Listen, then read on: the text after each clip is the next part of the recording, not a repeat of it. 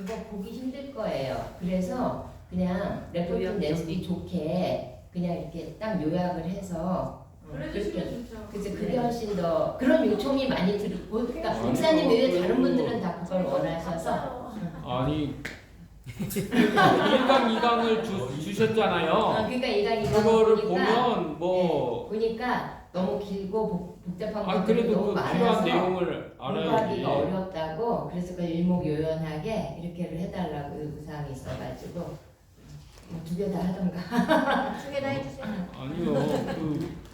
우리 저 임 목사님은 전체 다 원하는. 예, 일단은 그걸 배운 거 1강 2강이 있으니까 그거를 알겠습니다. 주시고 네. 모르겠어요. 그 추가로 서비스까지 뭐 그렇게 해주시는 거는데 기본적으로 배운 내용을 우리가 그걸 숙지를 해야 되는데 뭐 교수님도 그렇게까지 레포트까지 서비스를 해주시나. 네, 시작하겠습니다.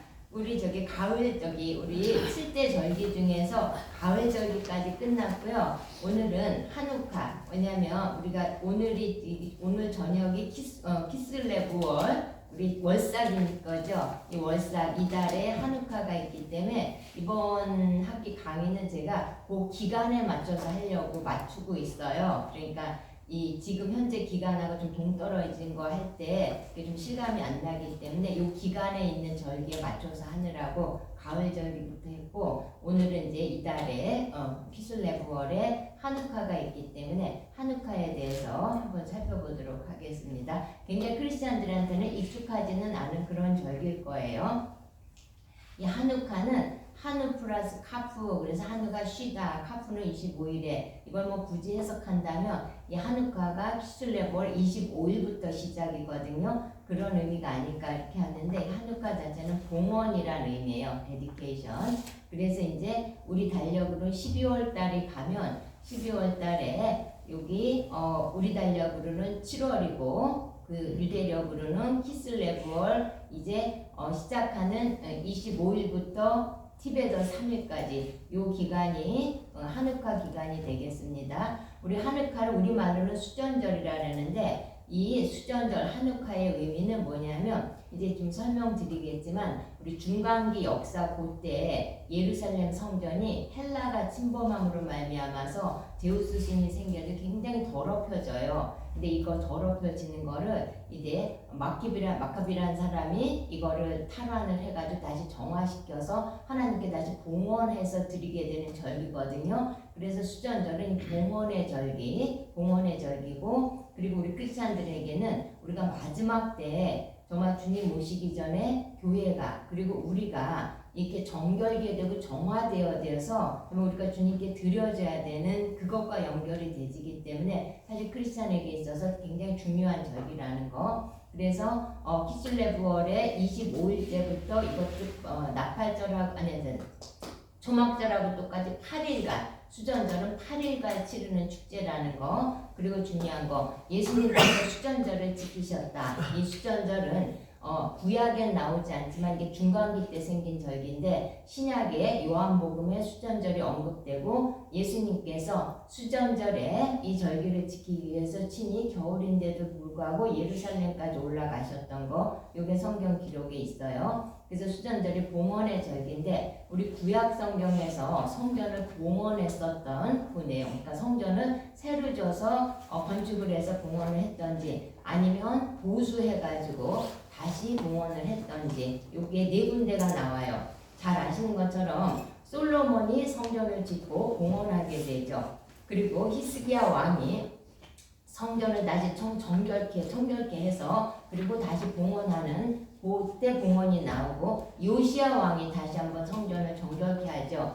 그래서 봉헌한 사건이 있고 그리고 이제 그 파괴됐던 성전은 포로기에서 돌아와서 스룹바벨에 의해서 스룹바벨 제2성전이라 그러죠. 이 성전이 봉헌된 구약 성경에 이렇게 봉헌한 내용이 4번에 걸쳐서 있다. 근데 요 수전절 한우카는 중간기가 말라기가 끝나고 신약이 시작하기 그 사이에 있었던 그런 절기로 그때 성전 더럽혀진 성전을 다시 완전히 정화를 시켜서 봉헌하게 된 봉헌하게 되고 그날로부터 8일을 연이어서 기념하는 그런 축제였다는 거 이렇게 일단 그렇게 개념 잡으시면 될 거고요. 우리가 절기를 한번 살펴보면 우리가 보통 3대 절기 했을 때 유월절, 오순절, 나팔절 이렇게를 3대 절기라 그러잖아요.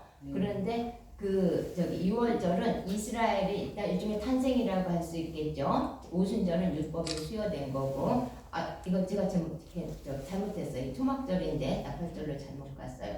우리 초막절은 광야 생활을 기억하게 하는 그런 절기죠. 근데 이 절기 중에서 포로기하고 포로때하고 관련이 있는 절기가 있어요. 이 절기가 속죄일하고 그리고 수전절하고 불임절이죠. 이 속죄일은 정말 예루살렘의 성전이 파괴되고 그 죄를 회개하게 되는 정말 그렇게 연관이 되고, 우리 수전절이 마카비 혁명인데 마카비에 의해서 성전이 다시 정결케 돼서 생긴 절기예요. 그리고 불임절은 다 아시는 것처럼 에스더 사건하고 관련이 있죠. 유대인들이 다 멸절될 뻔했다가 오히려 하만하고 그 아들들과 그들이 다 죽게 되면서 하나님께서 보호해 주신 것을 기념하게 되는 불임절, 이렇게 호룩이랑 관련된 절기가 있다는 거 이해하시고요. 그 다음에 아까 말씀드린 것처럼 예수님께서 수전절을 지키셨다. 이제 나중에 예수님이 왜 이 절기를 지키셨는지 설명드릴 거고요. 요한복음 10장 22절에서 23절 보면 예루살렘에 수전절이 이르니 때가 겨울이라 예수께서 성전 안 솔로몬 행각에서 거니시니, 예수님께서 친히 그 성전 안에 있는 솔로몬 행각, 솔로몬 행각은 솔로몬이 진 거는 아니고요. 헤롯에 의해서 지어졌었던 건데 여기서 모임도 많이 갖고 그랬던 것 같아요. 사도행전에 여러 번 등장되잖아요. 어쨌든 여기에서 계셨던 내용이 나오면서 수전절을 지킨 거를 우리가 알 수가 있겠죠. 그러면 우리 하누카라고 하는 이 수전절, 아까 말씀드린 것처럼 중간기에 생긴 중간기부터 시작된 절기다. 말라기하고 신약 사이에 생기게 된 절기인데, 그래서 이제 이 수전절을 이해하려면, 이 절기를 이해하려면 중간기의 역사적인 배경을 좀 알아야 된다. 이때 헬라 제국이 탄생되고 모든 알렉산더 대왕 전 지역이 헬레니화가 되는 그런 사건이 있게 되죠. 굉장히 세계사적으로 중요한 사건이죠. 그러고 나서 이 알렉산더 대왕이 죽으면서 헬라 제국이 분열되면서 다시 셀루쿠스 왕조가 이스라엘을 지배하게 되면서 이스라엘이 헬레니즘화되는 그런 위기에 오게 되고, 그때 아주 제사장들이 극악해지고 그때 이스라엘이 닥친 고난과 박해, 요 역사적인 배경을 이해를 하셔야 되고, 그 다음에 하누카라고 하는 거는 이제 예루살렘 성전이 제우스 신에게 완전히 바쳐지고 이방 성전이 되어버렸었던 그런 아주 이스라엘의 가장 위기였던 그 시기에 마카비라는 사람이 혁명을 일으켜서 그 성전을 뒤로 찾게 되고 성전을 정화하고 봉헌하게 되는 거, 요게 하누카의 기원이고요. 또 하누카를 빛의 절기라고도 그래요. 다 아시겠지만 하누카 그러면 이제 8일 동안에 하루치밖에 분량의 기름이 없었는데 이 8일 동안 이 하누카의 메노라가 꺼지지 않았었던 등불의 기적이 일어났었다. 이거 다 알고 계시죠? 그래서 빛의 절기라고 그러는데, 그러나 실제로는 우리에게는 참된 성전 되시고 참빛 되시는 그런 예수아가 우리의 빛이시기 때문에 우리가 예수님이 우리의 빛이기 때문에 그 빛의 절기하고 연관지어질 수가 있고요. 그래서 하누카의 의미가 왜 하누카를 지켜야 될까? 진짜 하누카가 본질적으로 무엇을 기념하기 위한 거나 본질적인 의미하고, 예수님께서는 왜 하누카를 지키셨는가? 그럼 크리스찬인 우리가 그거 꼭 지켜야 될까? 우리는 상관없는 것과 이 부분에 대해서 살펴보시고요. 그 다음 하누카 때는 어떻게 하는 것과, 하누카 때는 이제 촛불을 점화하게 되고 축복문을 낭독하게 되고 요때 먹는 음식이 있고 요때 하는 놀이가 있어요. 이렇게 살펴보도록 하겠습니다. 지금 이 내용은 그리고 이 하누카에 대한 유래, 하누카에 대한 어떤 기원, 이거를 가장 설명 잘하고 있는 게 마케오비 또는 마카비서라고 그래요. 요게 이제 셀루쿠스 제국이 유대인들을 탄압해서 마카비라는 인물이 나와서 마카비 전쟁을 통해서 이 셀루쿠스 제국을 이 적은 인원으로 대항을 하고 그리고 그의 후계자들이 하스몬 왕국을 건국하는 이야기가 마카베오기에 나오는데 요거는 외경에 있고 그런데 카톨릭에서는 이것이 정식 성경에 들어가 있기 때문에 우리 공동 번역 성경에는 마카비서 또는 마카베오기라고 나와요. 마카베오기가 카톨릭이 쓰는 공동 번역 성경에는 이것이 나오고 요 내용에서 마카베오기 요 외경인 여기서 발췌한 내용이라고 말씀드리고요. 그 다음에 70인 역의 사본에서는 마카베오기가 실려 있어요. 그리고 마카베오기는 4권으로 구성되어 있는데 우리 카톨릭 성경에서는 1권하고 2권만 자기네 정식 성경에 들어가 있다는 거 그리고 그렇게 이해하시면 되겠고요. 그럼 이제 우리가 그 역사적인 그 배경 아까 말씀드렸던 거 살펴보도록 할게요. 왜 이때 예루살렘 성전이 무너졌을까? 왜 예루살렘 성전에 제우스 신상이 세워졌고 더럽혀졌을까? 왜 헬라 제국의 통치를 받으면서 고난을 받게 됐을까? 대제사장들은 왜 그렇게 타락했을까? 이 배경을 조금 이해하시면 좋을 것 같아요. 이제 이스라엘에게 있어서 가장 위기가 이스라엘이 헬레니즘화되는 그런 위기가 중간기 시절에 오게 되는데 그 과정이 어떻게 되냐면 잘 아시는 것처럼 우리 기원전 586년에 바벨론 제국의 느부갓네살 왕에 의해서 예루살렘이 멸망하고 남유다 백성이 포로로 잡혀가게 되죠. 우리 중간기 역사 조금 알아야 되니까 이 바벨론 제국의 느부갓네살 왕에서 우리 많이 느헤미야에도 나오고 많이 나오잖아요. 예루살렘이 멸망했고 남유다 백성이 이제 포로로 잡혀갔는데 이 바벨론 제국이 페르시아에 의해서 멸망하게 되죠. 그때 우리한테 굉장히 아주 친숙한 고레스 왕이죠. 이 페르시아의 고레스 왕이 등장해서 바벨론을 점령하는데 이 이스라엘에게 너무너무 고마웠었던 왕이죠. 이 고레스 왕이 바벨론의 포로로 잡혀왔었던 유대인들이 고국 이스라엘로 돌아가도록 귀환하도록 허락해줘서 이제 1차, 2차, 3차에 의해서 바벨론에 포로로 가고 있던 유대인들이 예루살렘으로 이제 귀환하게 되죠. BC 537년, 458년, 445년 1, 2, 3차 처음에는 스룹바벨이 이끌었고 그 다음에 에스라, 느헤미야에 의해서 3차에 걸쳐서 바벨론에 있던 유대인들이 이제 고국으로 돌아오게 된다. 그리고 이들이 고국으로 돌아와서 예루살렘 성전을 다시 재건하기 시작해서 완공을 했대요. 그게 스룹바벨 성전이죠. 네. 그리고 나서 다시 BC 445년에 느헤미야에 의해서 또 느헤미야가 와서 느헤미야 감독하에 예루살렘 성벽도 새롭게 건설게 되죠. 네. 여기까지는 다 아시고 내용일 거예요. 성경에 우리가 많이 읽게 되는 내용이니까요. 그런데 이렇게 이 고레스 왕이 저거 했었던 이 페르시아 제국도 결국은 마케도니아의 알렉산더에 의해서 이 제국이 페르시아 제국이 무너지게 되죠.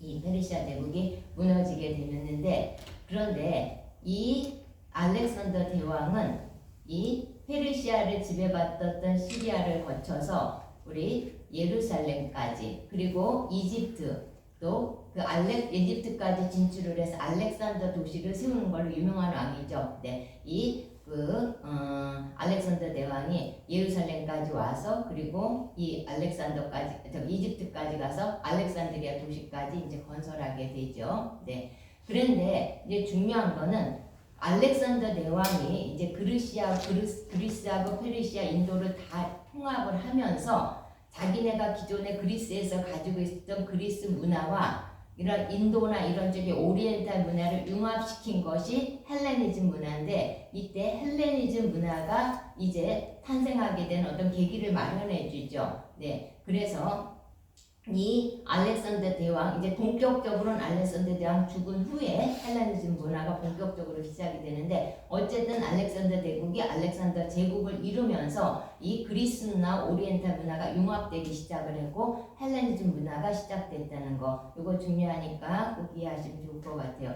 한마디로 말해서 헬레니즘 문화는 기존의 그리스 문화랑 그 다음에 이 그리스 제국 그 헬라 제국이 알렉산더 제국이 통치하는 동방 문화가 서로 상호 교류하면서 융합된 문화다. 그리고 이게 본격적으로 알렉산더가 죽고 나서 로마가 시작되기까지의 그 기간에 퍼지게 됐었던 문화를 얘기를 한다. 그래서 정리를 해보면 알렉산더 대왕이 동방 원정을 하게 되면서 이 그리스 문화하고 오리엔탈 문화가 합쳐지면서 이것이 헬레니즘 문화가 되었다. 그리고 사실 이게 인도를 거쳐서 우리나라에도 굉장히 영향을 받아서 우리 기독교 내에도 사실 이 문화가 굉장히 많아요. 순수한 어떤 정말 그 히브리적이나 성경적인 그 문화가 아니라 우리도 모르게 이 헬레니즘 문화에 엄청 이 교회에도 영향을 받고 있다는 걸 이거는 이해하셔야 될 것 같아요. 이 헬레니즘 문화의 특징은 한마디로 말하면 뒤섞여 있어요. 그래서 오늘날은 말하면 종교 다원주의예요. 완전히 혼합 종교. 종교가 혼합된 현상이고 여기서 추구하는 건 세계 시민주의, 개인주의, 또 인본주의, 인간이 중심적이 돼서 모든 것들이 이루어지는 인간 중심적인 사상. 그리고 헬레니즘에서는 인간의 이성에 굉장히 충실하죠. 그래서 하나님도 인간의 이성으로 증명해 보려고 하는, 예를 들자면 이 헬레니즘 문화였다는 거. 근데 이 헬레니즘 문화가 이제 알렉산더 대왕이 후계자가 없는 상태에서 32살에 죽죠. 그래서 알렉산더가 사망하고 여러 가지 이제 패권 다툼이 일어나다가 이제 헬라 제국이 네 군데 네 갈래로 분열이 되는데, 분열되면서 본격적으로 그 분열되면서 그쪽 왕조들이 그 당시에는 뭔가 이 헬레니즘 문화를 전파하고 헬라화를 시켜야 되는 게 아주 뭐 시대적인 아주 엄청난 사명인 것처럼 혈안들이 돼서 이 헬레니즘 문화를 퍼뜨렸고 정착시키려고 했고, 그래서 헬레니즘 문화가 시작됐다. 그래서 알렉산더 대왕이 죽고 난 후에 그 알렉산더 제국이었던 그 땅이 4명의 장군에 의해서 분할해서 통치하게 돼요. 그래서 제일 대표적인 그 4 왕조가 있었는데, 안티고노스 왕조, 이게 카산더 왕조죠. 이쪽 마케도니아 지역이죠. 그 다음에 리시바커스 왕조는 바두니아, 트르기아 이 지역이고, 이제 제일 오늘 중심으로 봐야 되는 게 프톨레미 왕조, 이게 이집트하고 팔레스타인, 이스라엘이 여기 속해져. 이집트하고 팔레스타인 지역을 다스렸고, 셀루쿠스 왕조가 시리아하고 바벨론 지역을 다스리게 되죠. 네. 요렇게 네, 맞다는 거. 네. 그런데 이제 셀루쿠스 왕조하고 프톨레미 왕조하고 이 계속해서 이 패권 다툼이 일어나는데 이스라엘이 이 중간에 꼈어요. 이 중간에 껴가지고 굉장히 이 이스라엘을 누가 차지할 거야 그래서 양쪽의 왕조가 굉장히 실랭이를 벌이는데, 결국 프톨레미 1세에 의해서 이 팔레스타인이 이스라엘이 이집트에 합병된다. 이집트에 합병돼서 프톨레미 지배를 받게 된다. 그렇게 지배를 받게 돼요. 지배를 받게 되는데, 이 프톨레미 왕조는 어느 정도 종교적인 자유를 인정해 줬어요.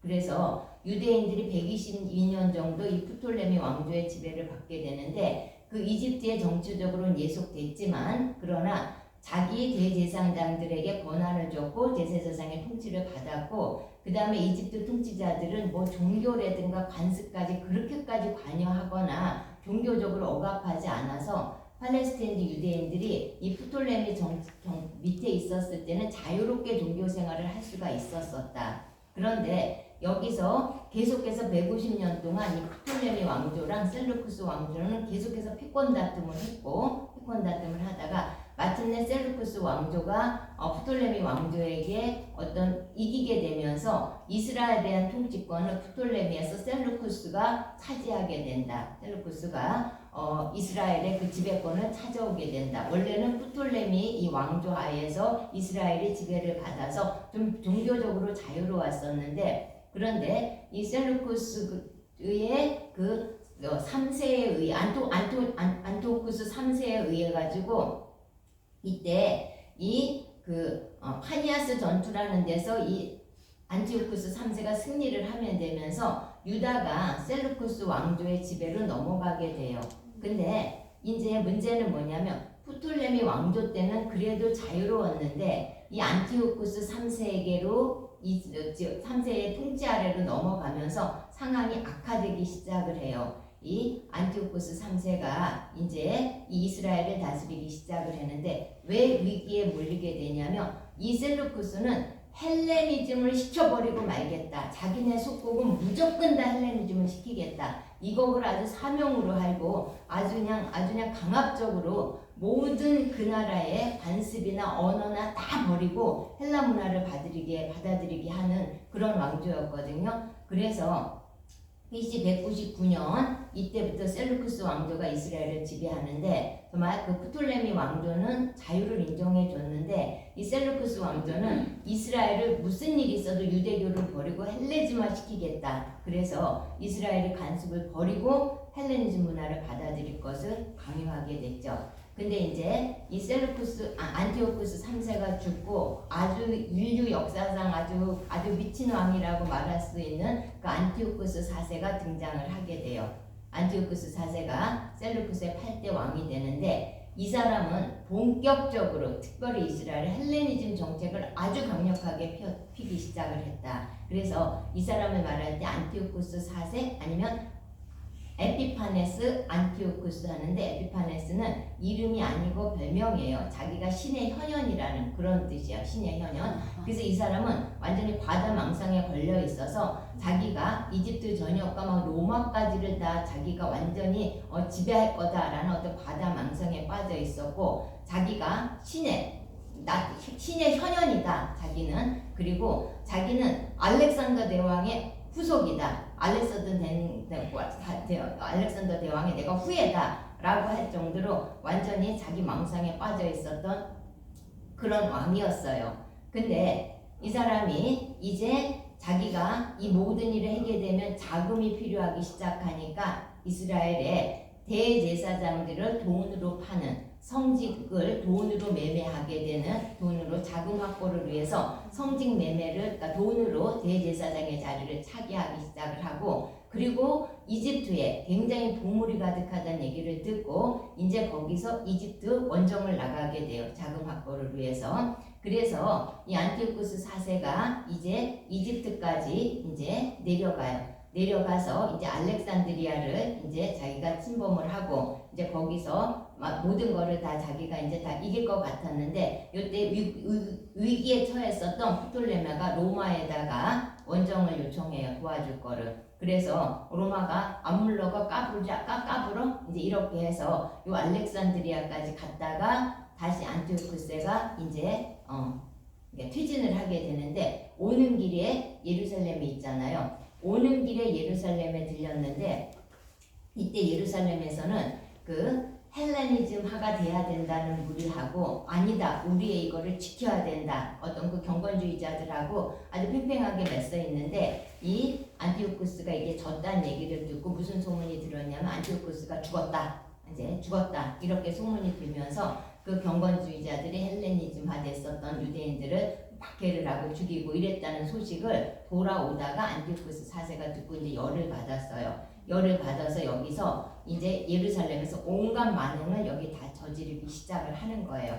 그래서 이제 이스라엘이 심각한 위기에 빠지면서 엄청난 고난과 핍박을 받게 되죠. 그래서 이제 안티오쿠스가 이집트 원정에서 전쟁을 실패하고 돌아오면서 예루살렘에 지나가다가 이제 예루살렘의 모든 소유를 불사르고 빼앗고 그 다음에 모세 율법을 따르는 자는 내가 모두 죽이겠다고 선언하고 안식일이나 절기를 지키는 자나 할례를 하거나 히브리 성경을 소지한 자도 모두 죽일 것이다. 그리고 유대교 제사를 모두 금한다. 이렇게 발표를 하고 그리고 아주 결정적으로 주전 169년 10월에 예루살렘 그 번제단 거기다 돼지를 제물로 바치게 하면서 이제 유대인들이 격분하게 되고 유대교 순항이 크게 훼손하게 되죠.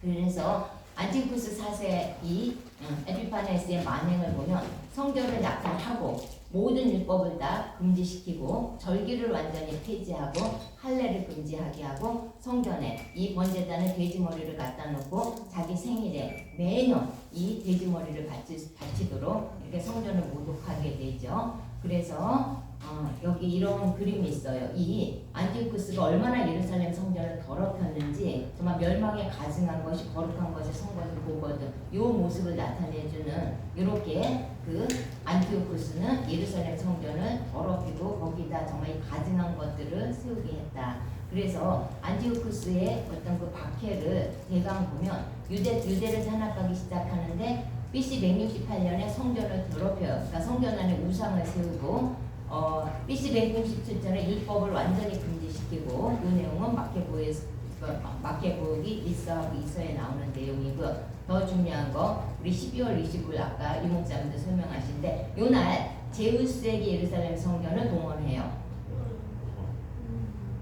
우리 그 지저스가 제우스에서 온 거 알죠?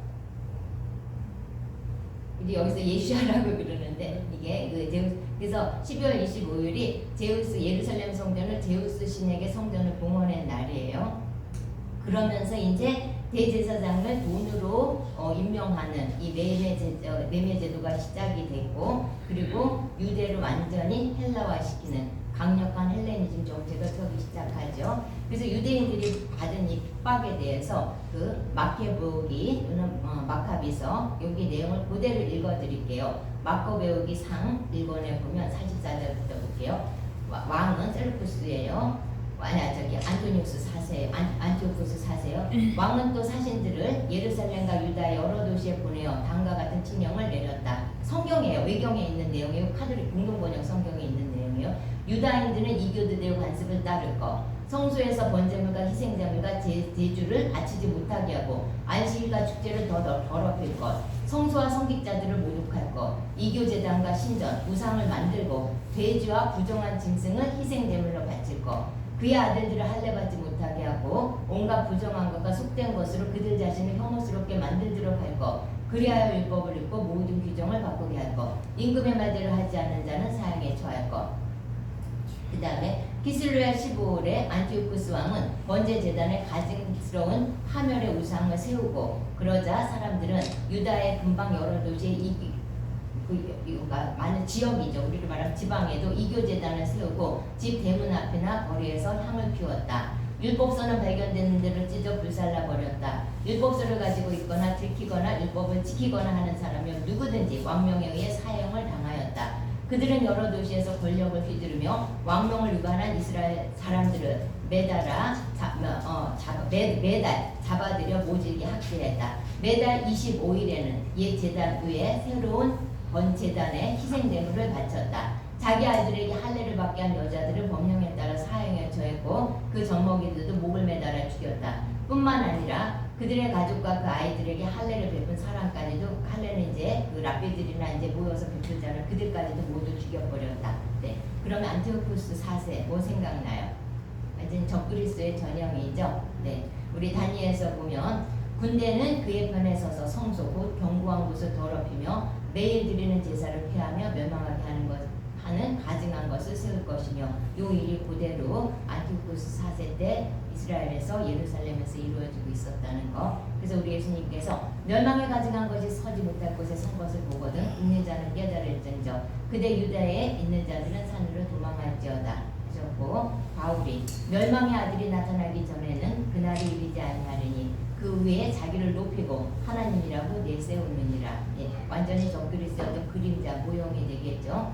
그래서 이제 안티오쿠스 4세는 이방 유대인들에게 자기네의 그 이방 종교 예식을 엄청 강요했어요. 이거는 그대로 마케복이 후건 그러니까 이서 그 하에 있는 6장에 있는 내용을 그대로 읽어드릴게요. 그뒤 얼마 되지 않아 임금은 아테네에 원로 한 사람을 보내어 유다인들이 조상들의 법을 버리고 하나님의 법대로 살지 못하도록 강요하였다. 또한 예루살렘에 있는 성전을 부정하게 만들고 그것을 올림푸스의 제우스 신전이라고 부르게 하였으며, 그림짐에 있는 성전은 그곳에 사는 이들이 하는 대로 나그네에서 오신 제우스의 신전이라고 부르게 하였다. 이렇게 악은 혹독하고 극도로 가혹하게 맹위를 껴줬다. 예루살렘 성전을 예루살렘 성전이라고 부르지 못했고 제우스 신전이라고 부르게 했고, 그리고 25일에 제우스한테다가 이 성전을 공헌해 버리죠. 네. 그 다음 내용 볼게요. 성전은 이민족들의 방탕과 향락으로 가득 찼다. 그들은 성전 경내에서 창녀들과 놀아나고 여자들과 잠자리를 같이 하였다. 그리고 부당한 것들을 끌어들였다. 제단은 법으로 금지된 부정한 것들로 가득 찼다. 사람들은 안식일을 지낼 수도 없고 조상 때부터 전해오는 축일, 절기도 지킬 수가 없었으며 스스로 유다인이라고 할 수조차 없었다.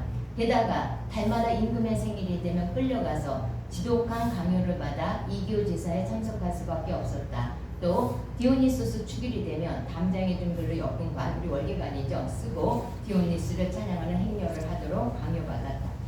네. 보세요. 그다음 프톨레마이스 시민들의 제안으로 이후 그리스 성읍들에도 칙령이 반포되었다. 그 칙령은 유다인들을 탄압하는 똑같은 정책을 써서 이교 제사에 참석하게 하고 관습을 그리스식으로 바꾸기를 거부하는 자들을 죽이라는 것이었다. 그래서 환란이 닥친 것을 누구나 알게 되었다. 어떤 여자 둘은 아들에게 할례를 베풀었다고 해서 끌려 나왔다. 그 여자들은 아기를 가슴에 맨 채 성읍 이곳저곳으로 끌려다니다가 성벽 위에서 아래로 내던져졌다. 여기 보면 이거는 다시 정치적인 문제라기보다는 유대교하고 헬라니즘이 완전 문화, 우리 지금 뭐 남가부 유대교하고 헬라니즘이 완전히 문화 전쟁이었었다는 거. 그리고 11절에 보면은 다른 이들은 근처 동굴에 몰래 모여서 일곱째 날 샤밧을 지내다가 필리포스에게 고발되어 한꺼번에 화형을 당하였다. 그들은 성스러운 날을 존중하여 자신들을 방어하는 일조차 삼갔던 것이다. 네, 유대교와 헬레니즘의 문화 전쟁이었다는 거. 그래서 이제 유대교와 헬레니즘은 정식으로 충돌을 하게 되는데 일단 샤밧에 대해서 유대인들은 샤밧이 하나님이 세상을 창조자로 믿고 있다는 자신들이 하나님이 세상의 창조자로 믿고 있다는 것을 선언하는 것이었다. 근데 그리스도인들은 세상이 항상 있어 왔다. 창조주라는 것은 있지도 않았다. 창조주는 없다고 믿기 때문에 샤밧은 불법이다. 그래서 샤밧을 폐지하게 했고요. 그 다음에 우리 할례라고 하는 거는 표피를 잘라내는 거잖아요. 그래서 인간의 몸, 나아가서 인격은 완벽하지 않은 존재라는 걸 증거하는 거다. 그러나 그리스도인들은 인간 몸의 완벽성, 나아가 인간 존재의 완벽성과 중심됨이라는 관점, 이것이 그들의 문화를 형성하는 기초 개념이었고요. 그렇기 때문에 그리스도인들에게는 할례가 불법이었고 불법화를 시켰다. 그 월삭에 대해서도 유대인들은 달이 일찍 나타남에 기초해서 월삭을 선언하고 세 달을 결정하고 이에 따라서 명절 일정을 잡는데 그리스도인들은 유대인의 물리적 세상은 신에게 어떤 영향도 미치지 못한다고 믿어서 세 달에 대한 정결의식 이거는 불법이다. 그래서 월삭을 폐지했죠. 네, 이렇게 유대교하고 헬레니즘이 이렇게 충돌이 붙었어요. 그 다음에 그 유대교와 헬레니즘의 충돌을 보면 헬레니즘은 아주 한마디로 말한다면 인간의 이성에 충실해서 하나님을 논리적으로 설명하려고 하고 하나님을 연구하고 문화가 뒤섞이고 종교문학주의고 세계시민주의, 개인주의, 인본주의, 인간 중심적인 사상이고 인간의 이성에 충실하는 이것이 헬레니즘 헬라 관점이라면 헬레니즘 히브리 관점은 우리의 제한된 상고로 하나님의 위대하심 우리는 설명할 수 없다. 이해할 수도 없다. 우리는 그냥 그 위대하심을 인정하고 그 명령을 따라 지키는 것이 사람됨의 본분이다. 이렇게 믿고 살았으니까 철저하게 신본주의가 되겠죠. 그래서 이 헬레니즘하고 유대교하고 이렇게 충돌이 일어나게 되는데 알렉산더 헬라 제국과 그의 사후에 분열된 왕국의 통치 시기에 이스라엘은 제국의 그러니까 식민지가 되는 거 이게 문제가 아니라 이것도 정말 너무 서글프고 정말 치욕스러운 이름인데 이 헬레니즘이라는 정말 이 하나님을 정면으로 이 충돌하는 이 헬레니즘이라는 이 문화 사상과 싸워야 되는 정말 이게 더 심각했고 이런 상황에 맞닥뜨리게 됐는데 이거는 정치적인 세력보다도 더 강력한 진짜 그 이념 전쟁이라 그러죠. 이 강력하고 힘든 그 상대였다는 거. 그리고 알렉산더가 죽고 헬라 제국이 무너졌지만 그 분열된 그 나라들을 통해서 오히려 헬레니즘은 더 왕성해졌고 그리고 지금도 서구 사회뿐만 아니라 우리나라에까지도 강력한 그 영향력을 행사하고 있는 게 이 헬레니즘이라는 거. 그래서 사실 이제 적그리스도와 우리 그리스도인이 충돌해서 싸우게 될 것도 이 부분일 거라는 거. 정말 이 사상, 이념 이 부분에 대해서 정면 우리도 싸움을 해야 되겠죠. 네, 그래서 이 마케복이는 저자가 누군지는 정확하지가 않아요. 그런데 자기가 이 책 내용을 쓴 목적을 이렇게 얘기하고 있어요. 마케복이 그 학원 6장에 보면 나는 이 책을 읽는 사람들이 이러한 고난에 좌절하지 않고 이 증거를 우리 민족을 멸망시키려는 것이 아니라 교육시키려는 것으로 여기도록 공부한다. 하나님께서 이렇게 정말 이렇게 핍박과 박해를 받고 정말 이렇게 고난을 당하고 있지만 이것은 우리 민족을 멸망시키려는 게 아니라 이것을 통해서 우리를 교육시키려고 하는 것이라고 얘기하고 싶다는 거죠. 사악한 자들을 오래 버려두시지 않고 바로 벌하시는 것은 그분께서 지극히 인자하시다는 표시다. 왜냐하면 자기들이 정말 그 하나님을 떠나고 뭐 율법대로 안 살고 이런 우리 자기들을 벌하는 거 사실 그거는 하나님의 인자하십니다. 주님께서는 이와 달리 다른 민족에게는 그들의 죄가 가득 찰 때까지 벌을 내리지 않고 인내하며 기다리신다. 그러나 우리 민족은 달리 다루시기로 결정하셨다. 딴 나라들은 죄가 충만할 까지까지 내배주지만 유대 민족은 정말 그 죄를 가만두지 않으시고 바로 벌하시고 심판하시고 다루시는 거, 이거는 하나님의 인자하십니다.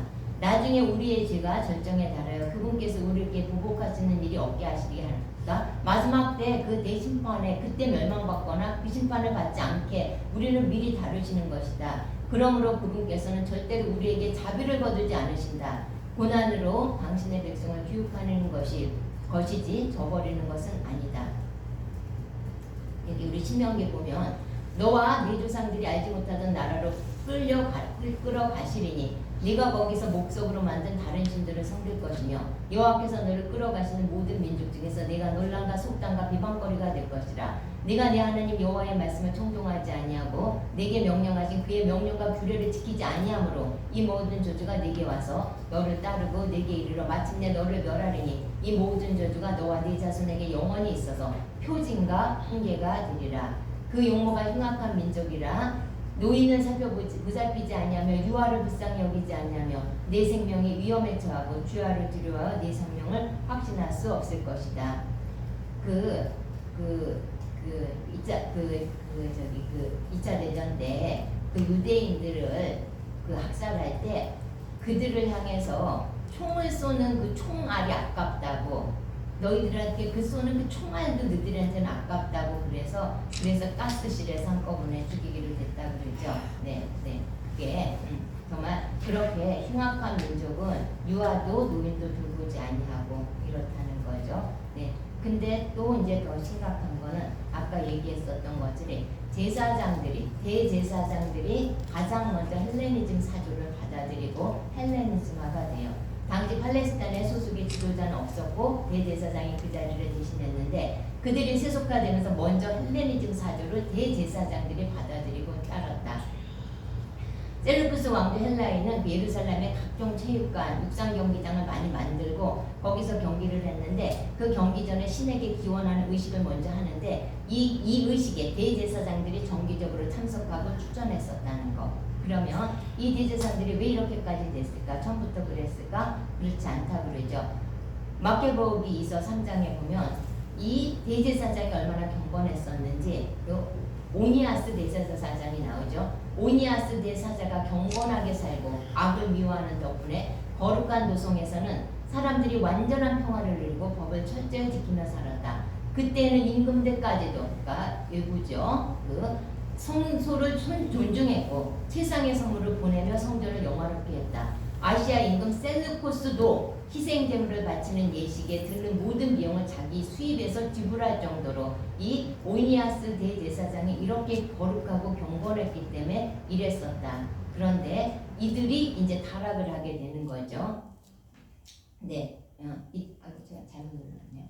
이들이 이제 타락을 하게 되는 거죠. 이제 제일 먼저 헬레니즘이 완전히 빠지고 이제 거기 고치해버리는 대제사장이 나오는데 이름이 야손이에요. 그냥 참고적으로만 알아두세요. 야손. 셀루쿠스가 생을 마감하고 에피파네스 안티오쿠스 4세죠. 왕자를 이어받았을 때 이 오니아스, 아까 경건했었던 그 대제사장의 동생이 야손이 부정한 방법으로 대제사장직을 차지했다. 야손은 임금을 아련하는 자리에서 은 360달렌트와 또 다른 수입에서 80달렌트를 바치겠다고 약속을 했다. 그것에 더불어 자기 권한으로 예루살렘의 체육관과 청년학교를 설립하고 예루살렘 주민들을 안티오코스 시민으로 등록하도록 임금이 승낙해 준다면 내가 150달렌트를 더 바치겠다고 언약을 했다. 야손이 이렇게 돼요. 네. 그래서 임금의 허락을 받은 야손은 그 주위에 대제사장에게 오르자마자 동족의 생활 방식, 유다이즘, 유다의 생활 모든 방식을 다 버리고 자기 스스로 먼저 그리스도식으로 바꾸었다. 그는 유다인들이 에오폴레모스의 아버지 요한을 통하여 다른 임금에게서 얻은 특전들을 폐기시켰다. 요한은 전에 로마인들과 우호 동맹을 맺기 위한 사신으로 갔던 사람이다. 야손은 법에 맞는 생활 양식을 없애버리고 거기에 어긋나는 새 관습들을 끌어들였다. 그는 신이 나서 성체 마루 밑에 체육관을 세우고 가장 뛰어난 청년들에게 그리스식 모자를 쓰게 하였다. 이렇게 사악한 사입이 대제사장 야손의 극심한 폐륜으로 그리스와 이국 풍습의 도입이 극에 달했다. 그리하여 사제들은 제단에서 봉사하는 일에 열성이 없어졌고 성전을 경시하고 희생제물 바치는 일을 소홀히 했다. 징이 울리기가 바쁘게 그들은 레슬링 경기장으로 달려가 법에 어긋나는 경기에 참여했다. 그들은 이렇게 조상들이 명예롭게 여긴 것을 멸시하고 그리스도인들이 영광스럽게 여기는 것을 가장 훌륭하다고 생각을 했다. 바로 그 때문에 무수한 재앙이 그들에게 닥쳤다. 그들이 그리스인들의 생활 풍습을 열심히 따르고 모든 면에서 저들과 같아지려 했지만 그리스도인들은 그들을 적대시하고 억압하였던 것이다. 사실 하나님의 법을 무시하는 것은 가벼운 일이 아니다. 다음 시대가 그 사실을 밝혀줄 것이다. 매해마다 티로에서 열리는 경기에 임금이 참관하였는데 비열한 야손은 예루살렘에 안티오코스 시민들을 대표하는 사절들을 뽑아 파견하면서 헤라클레스 신에게 희생제물을 바칠 비용으로 은 300 드라크마도 가져가게 하였다. 그러나 그 돈을 가져가는 이들이 그 돈을 희생제물의 비용으로 쓰는 일에 합당하지 않으므로 다른 데 써야 한다고 생각을 했다. 그리하여 그 돈을 보낸 자는 헤라클레스 신에게 해상제물을 바치는 데 쓰지 아니하고 그것을 가져간 이들의 결정에 따라 3단 노를 갖출 군선을 만드는 데 사용하였다. 네. 그런데 이제 그 야손에 의해 이제 야손이 폐해지고 메날라우스라는 대제사장이 이제 돈으로 또 제사장직을 잇게 돼요. 세 해 뒤에 야손은 앞에서 말한 시몬의 동생 메넬라우스를 보내어 임금에게 돈을 가져가고 몇 가지 필요한 일에 관하여 결정을 받아오게 했다. 그러나 메넬라우스는 임금에게 인도되자 자신을 번이인 것처럼 내세우고 야손보다 은 300달란트를 더 바쳐 대제사장직을 확보하였다. 그는 어명을 받고 돌아왔지만 대제사장직을 받을 만한 자격이 없는 자였다. 잔인한 폭군의 기질과 사나운 야수처럼 포악한 성격을 지니고 있었다. 그리하여 친동기마저도 몰아낸 야손은 자기도 다른 사람 이 메넬라우스에 의해서 올려서 도망자 신세가 됐고 암몬 지방으로 쫓겨다니게 됐죠. 네.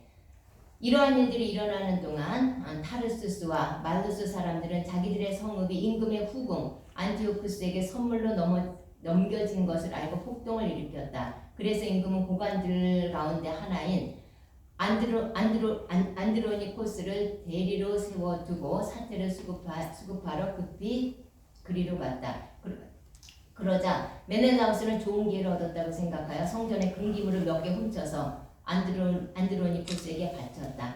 그는 이미 티르와 그 주변 여러 성읍에 다른 기물들을 팔아먹은 적이 있었다. 이러한 사실을 분명히 알게 된 오니아스는 안티오키아 근처에 있는 다프네라는 신성 도피처로 들어가 그를 비난하였다. 그래서 메넬라우스는 안드로니코스를 자기 편으로 끌어들여 오니아스를 제거해달라고 요청했다. 안드로니코스는 오니아스를 찾아가 속임수로 그를 안심시키고 악수하며 맹세까지 하였다. 그래도 계속해서 의심하는 오니아스를 설득하여 신성 도피지에서 나오게 한 다음 정의도 아랑곳하지 않고 그를 곧바로 죽여버렸다. 그래서 이제 오니아스가 죽게 돼요. 그가 불의하게 살해당한 일 때문에 유다인뿐 아니라 이민족들도 붕괴하고 실패하였다. 임금이 킬리키아 지역에서 돌아오자 그 성읍의 유다인들 그리고 그들과 함께 그 사건을 개탄하는 그리스도인들이 오니아스가 피살된 사건을 호소하였다.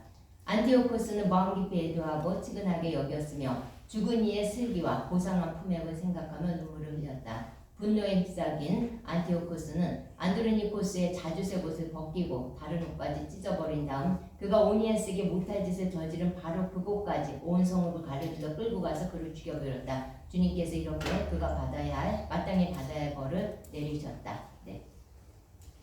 군중이 폭동을 일으켜 리스마코스를 죽이다. 리스마코스에 대한 폭동. 이 도성에서는 하나님을 모독하는 절도 사건이 자주 일어났는데 그것은 메넬라우스의 동조 아래 리스마코스가 저지른 짓이었다. 이미 많은 금기물이 없어졌다는 소문이 널리 퍼지자 군중이 리스마코스를 치려고 몰려들었다. 군중이 분노에 차서 들고 일어나자 리스마코스는 3,000명가량을 무장시키고 나이는 많지만 별로 사려 깊지 못한 하우라노스라는 자를 앞장세워 그들에게 악랄한 공격을 퍼붓기 시작했다. 그러자 그들은 리스마코스가 공격해오는 것을 알고서 어떤 이들은 돌을 짚고 어떤 이들은 몽둥이를 들고 또 어떤 이들은 곁에 있는 재를 움켜쥐고 리스마코스의 부하들에게 닥치는 대로 마구 던졌다. 그 결과 그들은 많은 사람에게 불쌍을 입히고 더러는 죽였으며 나머지는 모두 내쫓아 도망가게 하였다. 그리고 성전 전두금은 금고 곁에서 죽어버렸다. 이 일로 사람들이 메노라우스를 고발하였다. 임금이 티로에 도착했을 때 원로단에서 파견된 세 사람이 임금에게 이 사건을 아뢰었다. 이미 진 것이나 마찬가지인 메노라우스는 도리메네스의 아들 프톨레마이오스에게 임금을 설득시켜 달라면서 많은 돈을 주겠다고 하였다. 그리하여 프톨레마우스는 바람을 쐬러 나가는 척해서 임금을 휘랑으로 데리고 나가 그의 마음을 돌리게 하였다. 임금은 그 모든 악의 원인이었던 메노라우스에 대한 고발을 기각하고 오히려 그 불운한 사람에게 사형 선고를 내렸다. 그들은 스키타이인들 앞에서 변론하였더라도 무죄로 풀려났을 사람들이었다. 그들은 이 도성과 대중과 거룩한 기분을 위하여 변론하였다가 느닷없이 부당한 벌을 받게 되었다. 그래서 티로 사람들도 이 불의한 처사에 혐오감을 느끼며 그들의 장례를 성대하게 지내주었다. 그러나 메노라우스는 권력자들의 탐욕 때문에 대제사장직을 계속 유지하면서 결국 악에 집착해서 동족을 반역하는 원흉이 되었다. 네, 이렇게 제사장들이 타락했고요. 이렇게 대제사장들이 할레니즘을 받아들이고 타락하는 이 과정에서 비유대교적인 형태에 대해서 거부하는 저항운동이 일어났고 그 중심에는 경건한 자들이고 부르는 하시딘이라고 부르는 사람들이 일어나기 시작을 했죠. 이들은 예루살렘의 각종 체육관과 육상 경기장 만드는 것을 반대했다. 그 이유는 헬라인들이 체육관에서 운동 경기하기 전에 항상 그들의 신에게 기원을 하는 의식이 있었기 때문이다. 하시딘 보기에 예루살렘에 이방 신전이 있고 그곳에서 제사를 지내는 것은 도저히 수용할 수 없는 치욕이었기 때문이다. 더욱 안타까운 것은 이러한 경기장에 대제사장들이 정기적으로 출전한다는 것이었다. 이 상태에서 이제 마카비 혁명이 일어나게 되는 거죠. 안티오쿠스 사세가 성경 모독을 하는 게 극에 달하자 경건한 그리스도인들은 정말 너무너무 극도로 자극을 했고 유대인들의 독립을 위해서 투쟁하기 시작을 했다. 주전 167년 여호야림 반열의 제사장 마따디아는 예루살렘에서 북서쪽 39km 정도 떨어진 모데인이라는 지방에 있었는데 안티오쿠스의 지령을 받은 관원들이 그 지역에 와서 제우스 신상을 세워놓고 거기서 제사하려는 명령을 하니까 거기에 굴복하지 않았고 다른 유대 종족이 거기서 제사하려는 것고 우리 비나스처럼 그들을 완전히 거기서 찔러 죽이고 그 명령을 한 헬라 관리까지 완전히 찔러 죽이고 이방 제단을 부숴버려요. 이 마따디아라는 사람이. 그런데 이제 이게 안티오쿠스한테 보고가 들어갈 거고 자기들을 가만두지 않을 거라는 걸 알고 그가 다섯 아들과 함께 유다산으로 도망해서 게릴라전으로 셀루쿠스 왕조에 맞서 항쟁하여 반란을 일으키고 투쟁을 시작했다. 이렇게 해서 이것이 독립국가 하소몬 왕각을 일으킨 유명한 마카비 혁명의 시작이었다. 마따디에게 네 아들이 있었는데 세 번째 아들이 유다예요. 그의 별명이 부르도자 망치. 그래서 마카비는 쇠망치라는 뜻인데 그의 셋째 아들 유다 마카비가 특별히 유명했고 정말 그 별명이 쇠망치인 것처럼 하마카비 쇠망치에서 왔어요. 이 반란을 마카비 혁명으로 이끌면서 이 마카비 혁명을 이끌어가게 됐죠. 네. 여기 보면 이제 순교 시대가 이제 이 타락했던 시대에서 순교 시대가 도래하게 되어 우리 하시딘 경건한 자들이 이제 하나님의 징계를 통해서 회개하고 그리고 더욱더 율법을 거룩하게 지키기 시작을 했죠. 네. 그랬을 때 이 마카비 하시딘들이 일어났고 이제 마카비 운동이 일어나기 시작을 했죠. 이 마카비가 이제 자기가 유다 산에 숨어 있을 때 거기 와서 그 이방 제우스 신전에게 제사하라고 했고 자기는 못하겠다고 했는데 거기에 다른 제사장이 나가서 그 제사를 드리려는 거 못 참고 그를 찔러 죽이죠. 네. 그래서 모딘 지역의 그 노년의 마타디아 제사장이 제우스 신당에게 제사하려는 동족을 살해하고 헬라 관리를 살해하게 되죠.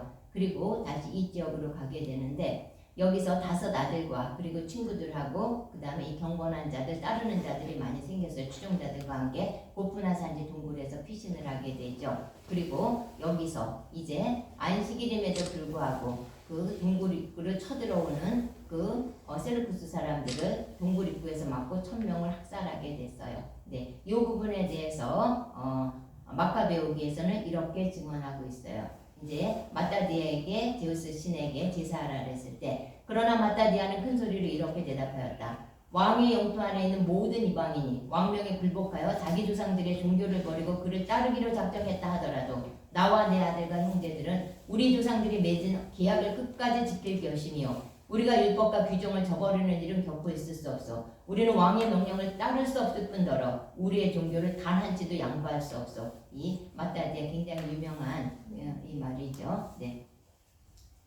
그래서 이제 여기에서 이제 여기를 피시네스 있었죠. 근데 여기서 BC 166년에 이제 사마리아 주둔군하고의 전투에서 승리하게 돼요. 마카비 일당들이. 그리고 이제 세론이라는 군대하고 세론에서 군대랑 싸워서 전투에서 승리하게 되고, 그리고 게릴라전으로 모두 아주 유명한 거 164년 10월에 리스디아스에서 5만 명의 병력이 왔는데 이 마카비 이 무리는 3,000명밖에 되지 않는데 이들을 격파시켜 버리죠. 그래서 드디어 빼앗겼었던 예루살렘, 이 예루살렘을 차지하고 BC 164년 여기 성경에서 키슬르월이라래. 우리 키슬레월 12월이죠. 25일 날 성전에 가서 예루살렘 성전을 탈환하고 성전을 정화하게 됐다. 네. 그래서 마카비는 점차 세력을 얻어 주전 164년에 예루살렘을 함락시키고, 그리고 유대인들은 정복군을 다 몰아내고 민족의 독립을 성취하는 역사적 과업을 이루게 되었었다. 네. 드디어 이제 마카비군은 빼앗겼던 예루살렘 성전을 되찾았어요. 근데 이제 되찾은 과정에서 너무 눈물 나요. 우리 마케복이 계속 읽어볼게요. 이제 마카비가 성전을 다시 찾아서 올라가 보니 성소는 황폐해 있고 제단은 더럽혀졌으며 성전 문들은 타버렸고 성전 뜰에는 마치 숲이나 산같이 잡초가 우거져 있었으며 사제들의 방은 산산이 부서져 있었다. 그들은 옷을 찢고 크게 통곡하며 머리에 재를 뿌리고 나서 얼굴을 땅에 대고 엎드렸다. 그리고 나팔 소리를 신호로 하늘을 향하여 부르짖었다. 그 뒤에 유다는 마카비죠. 병사들에게 명령을 내려 성소를 정화할 때까지 성체 안에 있는 자들을 공격하게 하였다. 그리고 흠이 없고 율법에 헌신한 사제들을 뽑아 성소를 정화하고 더럽혀진 돌들을 부정한 것으로 치우게 하였다. 그들이 더럽혀진 번제 제단을 어떻게 할까 논의하는데 좋은 생각이 떠올랐다. 이민족들이 제단을 부정하게 만들 리로 자기들이 조롱거리가 되지 않도록 그것을 헐어버리자는 것이었다. 그리하여 그들은 제단을 헐어버렸다. 그리고 예언자가 와서 말해줄 때까지 그 돌들을 성전산 적당한 곳에 쌓아두기로 결정하였다.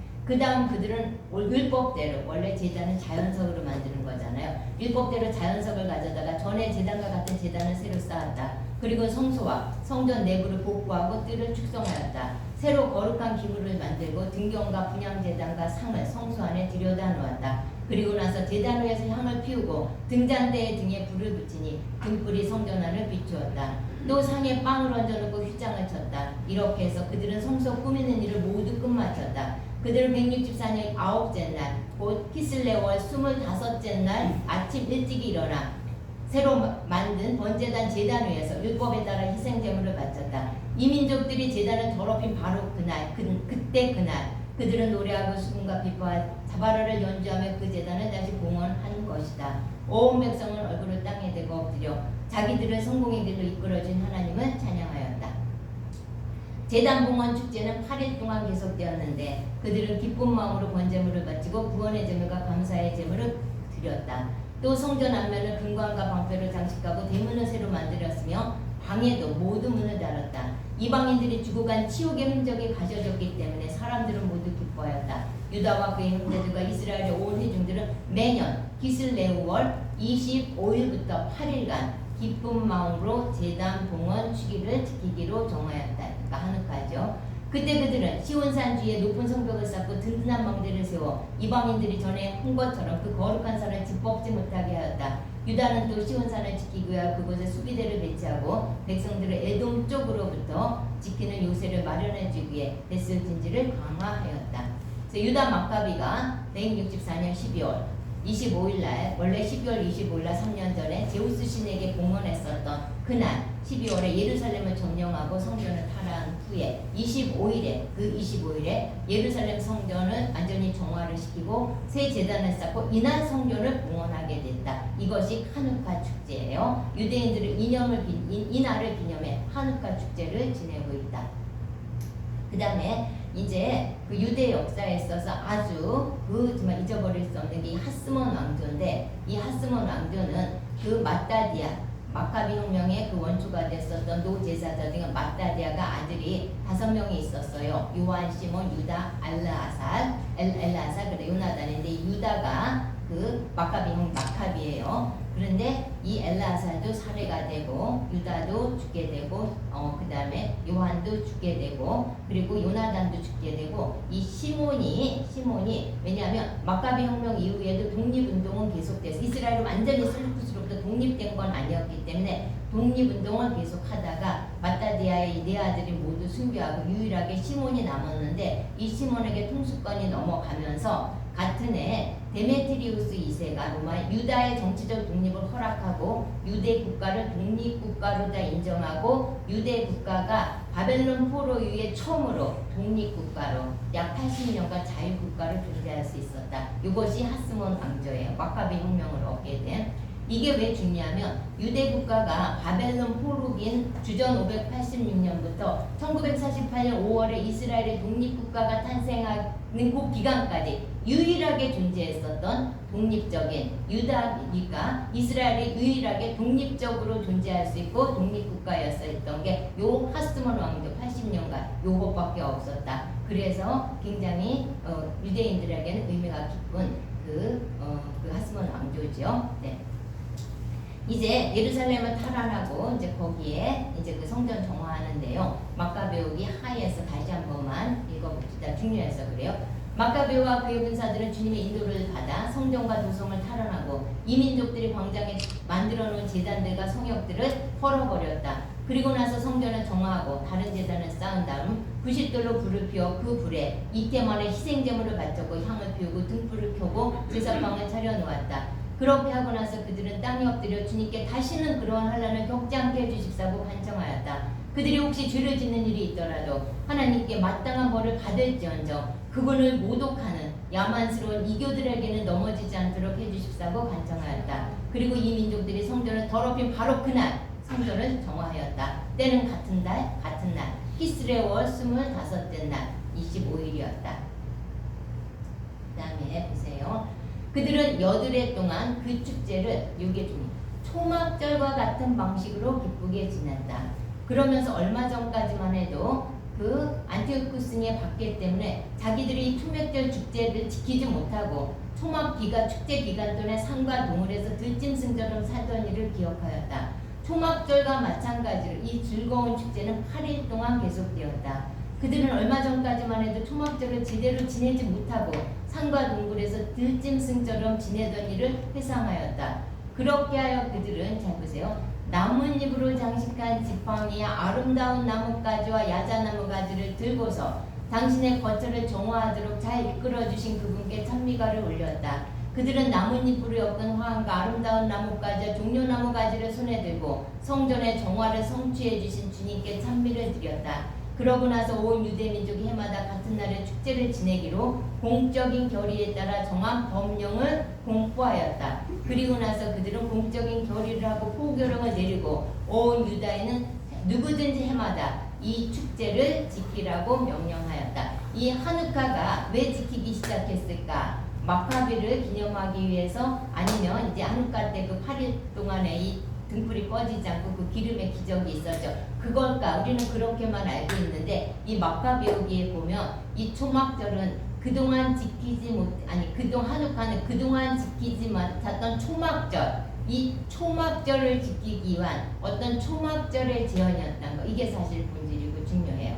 그래서 이 하누카는 제2의 수콧이다. 그러니까 마카비서 2서에서는 하누카의 기원이 메노라의 기적이라든가 마카비를 기념하기 위한 것이 아니라 하누카의 8일은 안티오쿠스의 박해로 그들이 지키지 못했었던 수콧 초막절 8일을 한꺼번에 지키기 위하여 기념하기 위해 시작되었다고 기록되고 있다. 그래서 하누카 8일은 그들이 지키지 못한 수콧의 대체물로 만들어졌다. 그래서 하누카는 제2의 수콧이다. 그리고 우리 수콧 왜 중요하죠? 우리 수콧 그 절기 때는 어린 양의 혼인자와 영원한 천국으로의 입성이기 때문에 이 비밀이기 때문에 중요하다는 거. 네. 그래서 우리 스가랴서 해보세요. 예루살렘을 치러 왔던 이방 나라들 중에 남은 자가 해마다 올라와서 그 왕 만군의 여호와께 경배하며 초막절을 지킬 것이다. 네. 그래서 우리 하누카가 기름의 기적으로 알고 있는데 마카비에서는 하누카의 8일이 그 기름이 없어지지 않고 8일 동안 탔던 기름의 기적에 대해서는 기록하고 있지 않아요. 그냥 8일 동안 등불이 있었다고만 기록하고, 그런데 그 기름의 기적이 있다는 것은 그 샤밧인데 나중에 설명 거기 후대에 기록이 되었어요. 그래서 하누카의 기름의 기적이 그런데 왜 그때 기록되지가 않고 그 이후에 기록이 됐을까? 그거는 세상의 빛으로 오신 예수님과 그 빛을 연결시키기 위한 고리 역할을 하기 위함이었다. 이렇게 얘기하고 있어요. 네. 그래서 마카비에서는 하누카의 8일 동안 불이 켜져 있다고만 기록하고 기름의 기적은 기록하지 않고 있다. 그래서 마카비에서는 하누카가 등전대의 기적이 아니라 그들이 지키지 못했던 초막절을 이날 한꺼번에 지켰다는 것이 하누카의 시작이 되었다고 기록되어 있다. 그리고 이 기름의 기적은 샤바트 21장 B에서 언급하고 있어. 후대예요. 하누카의 기름의 기적이 후대 기록된 것은 세상의 빛으로 오신 예수님을 위한 고리 역할이라 그랬죠. 네, 그래서 예수님께서 이 수전절을 지키기 바로 직전에 이렇게 얘기하셔요. 예수께서도 말씀하여 이르시되 나는 세상의 빛이니 나를 따르는 자는 어둠에 다니지 않고 세상의 빛을 얻으리라. 또 9장에서 내가 세상에 있는 동안은 세상의 빛으로다. 이제 수전절 지키로 10장에 나타나시는데 그 전에 본인이 이 빛이라는 거를 예수님께서 선포하셔요. 그리고 이제 수전절 날이 됐어요. 예루살렘의 수전절이 이르니 때는 겨울이라. 예수께서 성전한 솔로몬 행각에서 거니시니 유다인들이 애워싸고 이르되 당신이 언제까지 우리 마음을 의혹하게 하려 하나이까? 그리스도면 밝히 말씀하소서 하니 이때 그 유대인들이 예수님을 막 치려고 했어요. 왜 그러냐면 이들은 지금 유대인들은 누구를 기다리고 있었냐면 마카비를 기다리고 있어요. 마카비처럼 이들이 그 당시에 셀쿠스 이 왕조 밑에서 그렇게 박해를 받고 성전이 모욕을 당하고 모든 율법이 폐지가 됐을 때 마카비라는 사람이 와서 정말 이 모든 것들을 다 해결해주고 이 성전을 청소해주기를 원했는데 예수님이 긴 것도 같고 아닌 것도 같고 긴 것도 같고 아닌 것도 같으니까 예수님을 붙들고 정말 속 시원하게 좀 말해주세요. 당신이 누구냐고, 왜 이렇게 우리를 정말 당신이 그리스도라면 진짜 말해. 당신이 마카비처럼 우리를 이 로마에서 독립시켜주고 그리고 우리를 하여금 정말 우리가 제대로 정말 이 성전을 거룩히 하고 이렇게 할 수 있는 저런 그런 분이란 말씀해 주십시오. 이렇게 하고 이제 예수님한테 재촉을 했죠. 그러나 이때는 예수님께서 유다의 왕 사자르다 오셔서 이 세상 성전을 정화하고 멸하시는 그렇게 오신 때가 아니고 초림의 때였고 구원주로서 그리고 어린 양으로 오셔야 될 때였기 때문에 그렇게 하지 않으셨죠. 그래서 우리 이제 보면 안티오쿠스 사세는 적그리스도의 그림자예요. 근데 마카비는 유다 사자로 오실 예수와의 그림자이다. 마카비는 별명이고 마카비의 이름은 유다라고 그랬어요. 유다. 예수님은 유다의 사자로 다시 오실 것이죠. 예, 다시 오셔서 분명히 그러니까 예수께서 유다의 왕 사자로 이 땅에 재림하셨을 때는 이 땅에 그 당시 예루살렘하고 이스라엘 더럽혀진 것처럼 이 땅에 더럽혀진 하나님의 나라와 이스라엘 성전을 탈환하시고 적그리스도를 반드시 심판하시고 성전 정화를 이룰 것이다. 예. 근데 재밌는 게 이 토라 있죠. 우리 페레시 때부터 토라에서 25번째 글자가 오르비치예요. 그 하누카가 키스레브월 25일부터 시작이에요. 이거 우연이라고 할 수 없죠. 네, 키스레브월 25일부터 시작하는데 토라의 25번째 글자가 오르인데 빛이다. 그렇기 때문에 하누카는 빛의 축제이다는 거. 그 다음에 이스라엘이 광야에서 거의 40군데 야영지 그 진을 치게 되죠. 그런데 광야 25대 야영지가 하스모나였었다. 그래서 정리하면 토라에서 25번째 단어가 오르비치고 그 다음에 하누카는 키스레브 25일에 시작하는 빛의 축제고 이스라엘의 25번째 야영지는 하스모나였고 그래서 하누카는 제2의 초막절로 8일을 지키게 됐다는 것. 네. 그러면 예수님께서 왜 수전절을 지키셨을까? 1번 더럽혀진 성전을 정화시킨 역사적인 사건이었기 때문이다. 예수님께서도 두 차례나 예루살렘 성전을 막 독근으로 하고 성전 정화시키죠. 두 차례나 예루살렘 성전을 정화시킨 적이 있으셨다. 그런 점에서 예수님께서는 제2의 수전절의 사건을 일으키신 분이라고 할 수가 있다. 네, 수전절, 성전을 정화시킨 날, 성전을 깨끗하게 하고 다시 봉헌한 날, 예수님께서 이 성전을 정화를 하셨죠. 그래서 정말 통영이 불편했었던 그 당시의 겨울철임에도 예수님께서는 예루살렘으로 올라가서 수전절을 지키셨다. 수전절을 왜 예수님은 지키셨을까? 빛의 축제이기 때문에 예수님께서는 친히 당신이 이 땅에 오는 빛이라고 증거를 했고 이 수전절은 빛의 축제다. 예수님께서 왜 수전절을 지키셨을까? 우리 감람산 강화 있죠. 마지막에 세 때에 대해서 가르치셔. 징벌의 날, 이방인의 때, 재림의 날을 이제 강조하시는데 이때 하나 예수님이 우셨어요. 그 예루살렘이 멸망할 걸 알고 1차적으로는 그 AD 70년에 로마에 의해서 멸망하게 되는 징벌의 날이 오죠. 그러나 또 우리에게 이스라엘이 1948년에 독립과 동시에 그동안은 우리 이방인의 때였지만 이방인의 때도 끝이 날 거 그리고 재림의 날이 올 거를 강조하시기 때문에 네, 그래서 지키셨다. 그러면 그리스도인들은 수전절을 지켜야 할까? 지켜야 된다. 왜 지켜야 될까? 첫째, 더럽혀진 성전을 우리도 정화시켜야 되기 때문에 우리 교회들이 얼마나 많이 더럽혀졌어요. 더럽혀져 있는 교회 그리고 하나님께서는 궁극적으로 우리의 몸이 성전이라 했기 때문에 우리 몸을 정화시켜야 되기 때문에 우리도 성전을 정화시켜야 된다. 그래서 우리도 우리 몸을 정화시켜서 다시 하나님께 데디케이션 해야 되고 그리고 더럽혀진 교회를 다시 정화시켜서 하나님께 다시 봉헌해야 되는 정말 이 마지막 때 우리는 그 일을 해야 된다. 그 다음에 예수님께서는 너희도 세상의 빛이 되어야 한다고 말씀하셨기 때문이다. 예수님께서는 우리 또한 세상의 빛이 되어야 된다고 강조를 하셨다. 그래서 우리들은 하나님 나라의 제사장으로서 다른 사람들에게 불을 붙여주는 수전절에 이거 이제 사마시가 뭔지 설명할게요. 이 불을 붙여주는 촛대예요. 그 불을 붙여주는 차마시 종의 촛대가 되어야지 한다. 그래서 빛으로 오신 예수님께서는 빛의 축제인 수전절을 지킴으로써 본인도 세상의 빛이지만 너희도 세상의 빛이 되어야 한다는 거 이거를 보여주시기 위해서 먼저 행동으로 우리에게 가르쳐 주신 것이다. 그리고 왜 크리스찬들이 수전절을 지켜야 할까? 마지막 때 우리는 재림의 날을 준비해야 하기 때문이다. 수꽃은 제2의 초막절, 제2의 초막절, 정말 그 어린 양의 혼인잔치, 우리가 영원한 장막에 들어갈 우리는 그 준비를 해야 되기 때문에 수전절을 지켜야 된다는 거죠. 네, 여기까지 뭐 저항 없죠? 그럼 수전절을 어떻게 지킬 것인가?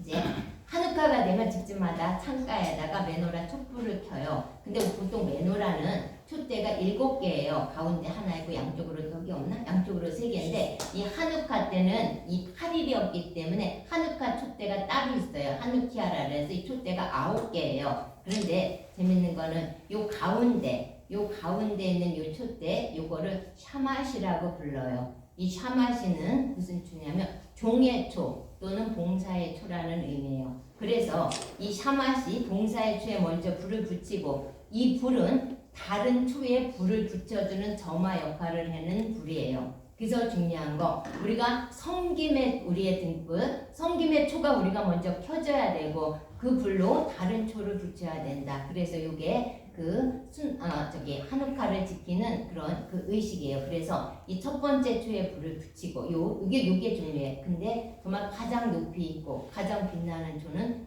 섬김의 초, 봉사의 초, 종의 초는 요 샤맛이라는 거. 그래서 이제 해가 진 뒤에 어둑쯤 할 때 이제 정화를 하기 시작했는데 첫날에는 요 샤맛이 여기 불을 켜고 그리고 첫날부터 요 차마시를 가지고 이렇게 그 오른쪽 가장자리부터 첫째 날 불을 붙이고 두 번째 날 다시 또 불을 붙이고 세 번째 날 불을 붙이고 이 안쪽으로 네 그래서 8일 동안 이 불 8일째 됐을 때 이 등불이 모두 이렇게 켜져 있게 하는 거 이게 촛불 점화하는 시계 한번 해보세요. 정말 많이 달라져요. 그 다음에 그러니까 유대인들은 미국이든 어디든 공공장소에 한우카를 지키죠. 네, 이렇게 촛대를 크게 해놓고 이 샤맛이 초를 가지고 이렇게 불을 붙이고 있는 그 유대인들이에요. 그 다음에 이렇게 불을 붙이고 나서 한다는 기도 하고 전이라고도 하는데 어쨌든 축복문은 낭송하게 돼요. 근데 중요한 거 이 축복문은 나는 혼자 경건해야 되면서 혼자 있을 때 절대로 낭송하는 게 아니고 2명 이상이 같이 있을 때 해야지 된다. 그리고 이 축복의 종류는 3가지 축복문이 있는데 첫날은 모두 낭송하지만 그 뒤에 날들은 하나씩만 낭송한다고 그래요. 그래서 이게 촛불 점화 전인지 후인지는 요 유대인들 요 정통에 따라 조금 다른데 우리 축복문 한번 읽어볼까요? 시작. 우리를 당신의 계명으로 거룩하게 하시고 하누카의 절을 받기로 하신 만민의 왕 우리 주 하나님은 복되십니다. 그 옛날 이맘때 우리 조상들에게 기적을 행하신 만민의 왕 우리 주 하나님을 복되십니다. 우리는 그 시기에 임하오되 당신의 당신의 성스러운 성스러운 선지자들을 자를 통해서 통해서 행하신 기적들과 놀라움을 위해 구원과 구원과 우리의 우리의 조상들을 위해 지으신 사람들을 위해 촛불을 밝힙니다. 우리는 당신의 기적들과 당신의 놀라움과 놀라움과 당신의 구원들에 대해 감사를 표현하기 위해 하누카의 활동 동안 이 불빛을 신성하게 하며 일반적인 용도로 사용하지 않을 것입니다. 네, 이때가 그 기름의 기적이 있었기 때문에 이때 음식을 그 올리브유에 그 굽거나 튀긴 음식, 그래서 뭐 유대인들 음식이니까요. 이런 거 먹고 그 다음에 이 한우카 때 하는 이 드레이들이라고 유명한 그 팽이놀이가 있어요. 이건 오늘 뭐 설명까지 할 필요는 없는데 이 팽이에 그 왜 이걸 했냐면 그 토라를 못 보게 하니까 이 팽이놀이를 하는 것처럼 하고 토라를 보고 팽이놀이 하는 것처럼 토라를 보기 위해서 그렇게 해서 만든 그 놀이라고 그래요. 오늘 이것까지 설명할 저거는 안 되고 여기까지 하면 되겠죠? 팔에 비밀이 있는데 여기까지만 할게요. 그죠? 너무 지루하니까. 질문 있으세요? 조금 더 했어요. 조금 더 할까요? 이 8째 날, 이 8일 동안 지키잖아요. 이 8의 비밀 볼까요? 한우카 제2의 초막절이고 8일을 지켰죠. 숫자 8의 의미를 봅시다. 숫자 8은 새로운 질서 또는 창조를 의미하는 새로운 시작을 나타내고 죽은 자에서 영생으로 부활될 때 인간의 진정이 다시 태어난 사건을 나타낸다. 네. 주님은 니산월 10일에 죽임당할 하나님의 어린 양으로 선택되었다. 예수아가 부활한 니산월 17일은 주님이 어린 양 희생, 그러니까 어린 양을 뽑아가지고 이렇게 점검하는 날이 있잖아요. 이 날까지 포함한 선택단으로부터 8일째 날이었다. 부활하신 날이. 소년들은 8일째 할례를 받는다. 숫자 8은 그리스도를 향한 마음의 할례, 성령의 영접을 상징한다. 네. 봄 수확 7주 후에 다음 달인 50일은 수오순절이다. 이것은 7번째 주 8번째 날이라는 거죠. 이 8일과 50일의 조합은 성도들이 죽은 자들 가운데 살아나 불멸하게 된 첫 부활을 그리고 있다. 초막절의 7일 후에 최후의 위대한 날이라고 불리는 8일째 날 우리 아쉐르 셰민이 했었죠. 네, 그 다음에 40명의 다른 사람들이 성경을 썼는데 40은 은혜의 상징인 5와 새로운 시작의 상징인 8, 5 곱하기 8, 이 40명에 의해서 성경이 쓰여졌다. 신약 성경은 오직 8명이 기록했다. 마태, 마가, 누가, 요한, 베드로, 야고보, 유다, 바울. 네. 1년 중 가장 즐거운 축제 기간은 7일간의 초막절 기간이며 그 직후에 8일째 대축제일이 뒤따른다. 믿음의 아버지 아브라함은 8명의 아들을 낳았다. 이삭, 이스마엘하고 그두라를 통해서 그 6명을 또 낳게 됐죠. 네. 그 다음에 이스라엘에서 그 시계를 사용하는 시계의 어떤 그 시간을 보는 방법을 시계라고 부르는데 이런 시계 말고 시계를 보는 방법. 시계는 경비원이 당직을 서는 시간대였다. 비록 처음에는 날들은 6일에 동일한 시계 시간으로 나누어졌지만 신약 성경의 날짜들은 8개의 동일한 부분으로 나누어졌다 볼게요. 밤에 그 감지를 할 때 첫 번째 시계 일모로부터 오후 9시까지, 두 번째 오후 9시부터 자정까지, 세 번째 자정부터 새벽 3시까지, 네 번째 새벽 3시부터 해돋이까지. 그 다음에 낮 시간 우리 그 성경에 나왔죠. 일출부터 오전 9시까지, 두 번째 2시 그럴 때 오전 9시부터 정오까지, 3시 정오부터 3시까지, 4시 오후 3시부터 일몰까지. 네. 그 다음에 8가 부활. 예수님은 죽은 자들로부터 부활하시는 8번 자기 신의 살아계신 모습을 보여주셨다. 하나님은 홍수 이후에 인류의 새로운 시작을 위해 광대 8명을 구하셨다. 성경에 나오는 사의 상징은 하나님이 만물을 창조한 데서 비롯된 것이기 때문에 8은 사도하기사 홍수 이후에 새로운 창조물을 보여주고 있는 것이죠. 8은 예수의 숫자로 그리스어로 예수님의 이름을 하는 888이다. 내 출산과 내 짜는 집을 바치기로 지체하지 말아야 한다. 이제 이거까지는 하지 말고요. 네, 이제 한우카 그 봉헌이라는 뜻이고요. 그 8번째 문자였다는 거에 8의 의미까지 하고 마치겠습니다. 질문 없죠? 임 목사님? 수고하셨습니다.